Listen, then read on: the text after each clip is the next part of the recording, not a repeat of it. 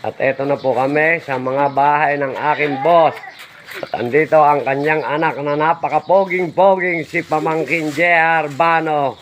Pamangkin JR, pwede ka ba naman kumaway-kaway? Ayan po ang aking katulong sa ating pagsasayaw paminsan-minsan. Kaya nga lang po ngayon, pamilya muna kami maghahanap buhay. Wala po munang sayaw-sayaw. Sapagkat maulan ang panahon, hindi makakapagsayawan ang mga ating mga kasamang mga tumutulong sa akin. Kaya halina po kayo. Gulay-gulay po, Ma'am Lenny. Andyan po ba si Boss Arnold? Halina kayo, Ate Iya.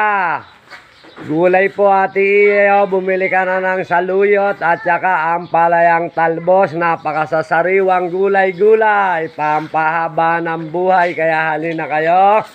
Andito na ang inyong hinahantay o hinahanap na gulay. Hindi na kayo kailangan pumunta ng palengke o bayan. Hi JJ! Asan si Papa Darom? Saan nagpunta? Atake! Saan nagsake ng sibuyas si Papa Darom?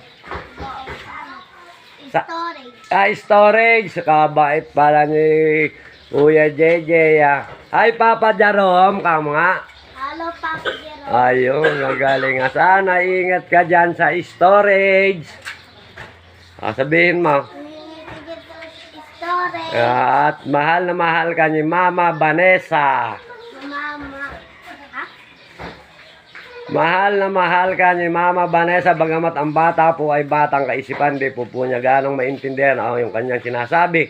Mahirap po talaga bigkasin ang pagmamahal. Pero nasa puso po ng pamilya niya, ni pamilya Pamangkin Jerome Bano. Salamat sa inyong pamilya ni Boss Arnold, ni Boss Echel. Maraming salamat po sa inyong lahat.